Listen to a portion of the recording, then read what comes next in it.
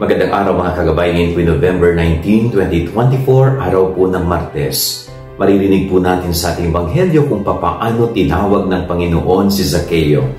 Si Zaccheo po ay pinuno ng mga tax collector ng kanyang panahon at kilala po siya bilang isang makasalanan. Subalit, siya'y patuloy na hinanap at tinawag ng Panginoon upang magbagong buhay at siya'y nakapagbagong buhay. Ganyan din po sa buhay natin bilang mga tao.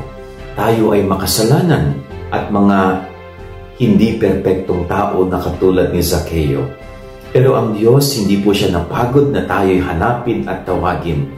Pero ang tanong, pinakikinggan ba natin ang kanyang panawagan? Sumusunod ba tayo sa pagtawag niya sa atin? Sana ho katulad ni Zaccheo na tayo'y magbukas din ng ating sarili at puso sa Diyos tungo sa pagbabago. Gustong baguhin ng Diyos ang ating buhay. Gusto niyang ituwid ang ating baluktot na pamumuhay. Pero handa ba tayong tumugon sa panawagan ng Diyos na ito sa atin? Yan ang ating gabay aral ngayong maghapon. God bless po sa inyo lahat. Pagpalain kayo ng Panginoon.